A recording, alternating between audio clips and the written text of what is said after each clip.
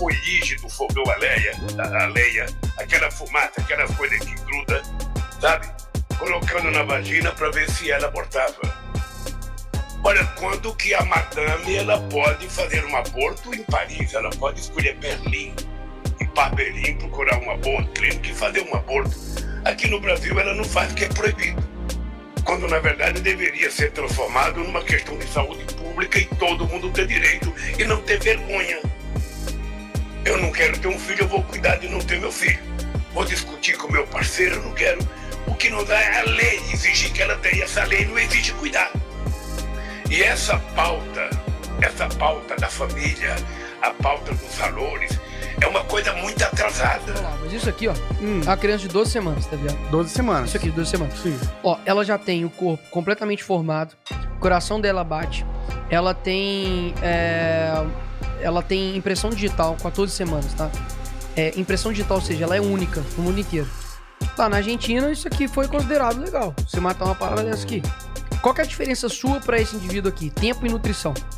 Se não fosse um envolto, né, da barriga da mulher, isso aqui seria expulso, por ser considerado corpo estranho. Então meu corpo, minhas regras, até um certo ponto. Porque isso aqui não é seu corpo, isso é uma parada básica. Eu não tenho útero pra ser mãe. Pra ser mãe tem que ter útero. Eu sou e defendo. E aí? Tem útero. Certeza, Então, sou tá de mãe parabéns. e defendo a pauta. Tá de parabéns. Se critério é esse, abre. Ministra, a senhora é mãe. Deixe nossas crianças em paz. Onde quando você faz o ato de inteligência, você começa a enxergar. O negócio tem nada a ver. E se você analisa o debate bioético, debate dos abortistas, os abortistas de alto nível, eu gosto de falar isso quando vem alguém defensor do aborto porque leu alguma coisa, não quebrando tabu, eu digo, não, vai estudar os seus gurus primeiro, porque senão eles vão ficar bravos contigo. Porque falar que não existe consenso sobre a vida humana é uma coisa amadora para defender o aborto. Vamos dar uma aula, então, como defender o aborto. Você tem que defender o aborto pela filosofia da coisa, pela ideologia, né? E aí você vai entrar numa ladeira escorregadia completa, né? De eugenia. Subjetivismo. Eugenia. Eugenia. E eles vão argumentar aquela questão que não é pessoa. É isso que os abortistas, por exemplo, médicos abortistas, né? Que eles sabem que é uma vida humana, afinal de contas, né? Estudaram medicina, eles têm que matar. Se eles têm que matar alguém, é porque tem uma vida, né? Eles sabem, né?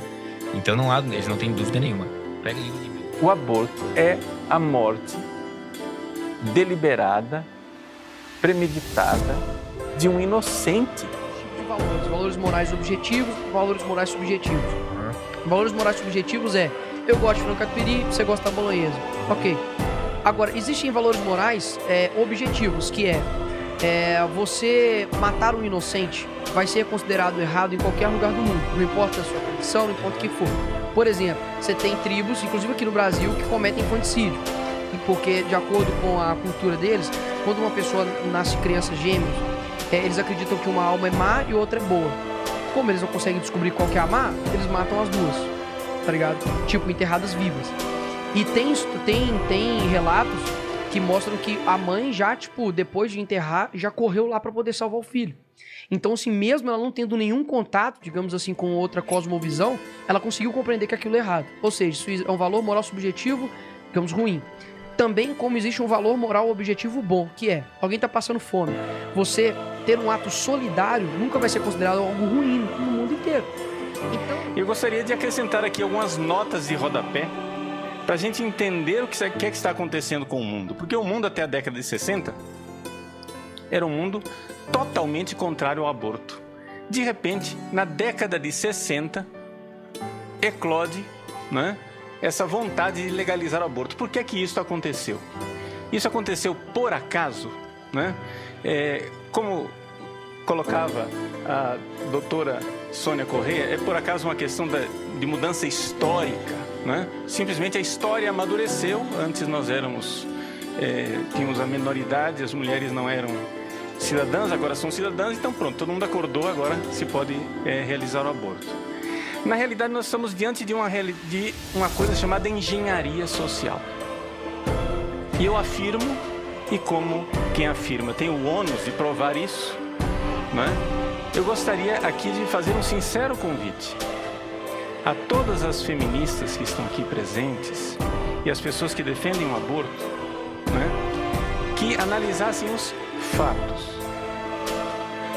porque eu temo que vocês estejam sendo manipuladas. Mas é claro, o aborto já existe, ele é feito. A gente está falando em legalizar o aborto ou não legalizar o aborto.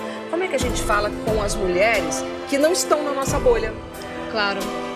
Bom, às vezes é mais fácil do que a gente imagina, né? Porque justamente o assunto do aborto, ele tá na vida das mulheres, provocado, espontâneo, com a amiga, com a gente mesma. Então, é necessário dizer o seguinte, legalizar o aborto não significa obrigar ninguém a fazê-lo, né? Legalizar o aborto significa, se em algum momento na sua vida isso acontecer, você se deparar com uma situação de que você não quer esta gestação, você ter a opção de não ser julgada por isso e de poder aceder a um procedimento seguro, indolor, rápido, digno, sem o julgamento. Então, isso é uma questão muito... tem uma fantasia na nossa cabeça de que é uma coisa horrorosa, de que tem que tem uma pessoa com um avental ensanguentado te aguardando, que você vai sentir uma dor horrorosa, e não é assim. Então, eu vejo que por que questões científicas universalizadas e por que questões morais também não são. Então, eu acho que é nesse sentido. Quando eu coloco que é diferente, talvez eu tô, banalizando como se aquilo dele realmente não fosse mal. E talvez eu tô dando força pra aquilo. Algumas pessoas dão mais valor pra vida das tartarugas do que pra vida humana. Eu tô coletando um abaixo-assinado pela preservação dos ovos de tartaruga, porque tem uma galera que consome os ovos e ajuda a extinguir as tartarugas. Vocês topam assinar pra preservar os bichinhos? Sim. É claro! Toda a vida importa, né não? Toda a vida importa. Em teoria, são a favor da vida e assinam uma petição para proteger os ovos de tartaruga. Mas em relação aos seres humanos, a gente está nessa missão aí de preservar a vida. Tem uma decisão que está tramitando no Supremo Tribunal Federal que vai descriminalizar o aborto até o 3º mês. E a gente defende a vida em todos os casos, então a gente também está coletando assinaturas para preservar a vida e contra a decisão da STF. Você topa assinar também? Esse não. Esse não? O aborto ele é legalizado até 12 semanas como primeira etapa. Depois ele vai aumentando até 6 meses, 9 meses às vezes, né?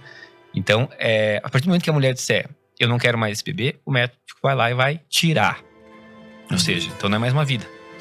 Vê como é subjetivo. É o império do subjetivismo. Sim. Império A da gente vontade. percebe que esses argumentos todos, eles caem por terra quando a gente presencia, por exemplo, o que aconteceu recentemente da menina de 11 anos que passou por um aborto, né, de um feto de 29 semanas, né, um bebê que já estava formado, que poderia nascer, enfim, né, continuar. Preciso estudar sobre isso. Ok. Você não acha que a vida de um ovo de tartaruga é menos importante que a vida de um ser humano, de um bebê? Será que traz um sofrimento pro feto? Traz. Complicado, né? Eu preciso estudar. Não, eu acho que assim, essa decisão deve ter sido baseada em algum estudo. Então, se eles aprovaram até o 3º mês, é porque o feto ele ainda está em desenvolvimento e a mulher ela tem decisão do próprio corpo dela. Mas, por exemplo, então, eu acho que é uma decisão viável, porque eles devem ter se baseado isso em algum estudo, entendeu? Io vi domando, è giusto fare fuori una vita umana per risolvere un problema? Cosa pensate voi? È giusto? È giusto o no? È giusto affittare un sicario per risolvere un problema? Non si può, non è giusto fare fuori un essere umano, benché piccolo, per risolvere un problema. È come affittare un sicario per risolvere um problema. Só a diferença. É aquela coisa também do Martin Luther King, né, mano? Quando você se cala e não fala e tal, o mal, ele também prevalece, sacou? Tipo, ele ganha força. Mas não é se calar. O mal, por que é o mal? Mas isso aí, é diferente. Eu sei, mas aí você tá colocando como se o mal então não existisse. É claro, eu pensei. O feto não sente dor. Tinha segurado isso a inúmeras mulheres, como for ensinada pela Planned Parenthood.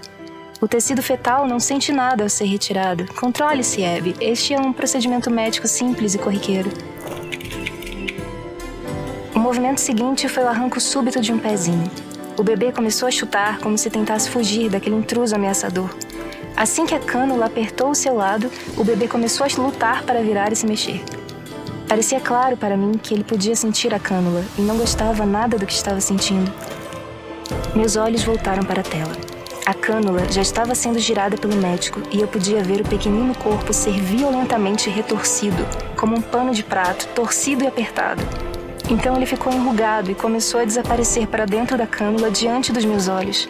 A última coisa que vi foi a sua coluna perfeitamente formada, ser sugada pelo tubo. E então já era. O útero estava vazio. A imagem do corpo pequenino, destroçado e sugado fora, ainda se repetia em minha mente. E com ela, a imagem do primeiro ultrassom de Grace. Como ela tinha quase o mesmo tamanho. E podia ouvir em minha memória uma das muitas discussões que tive com meu marido, Doug, sobre aborto. Quando você estava grávida da Grace, não era um feto, era um bebê, ele dizia. Vocês estão sendo manipuladas.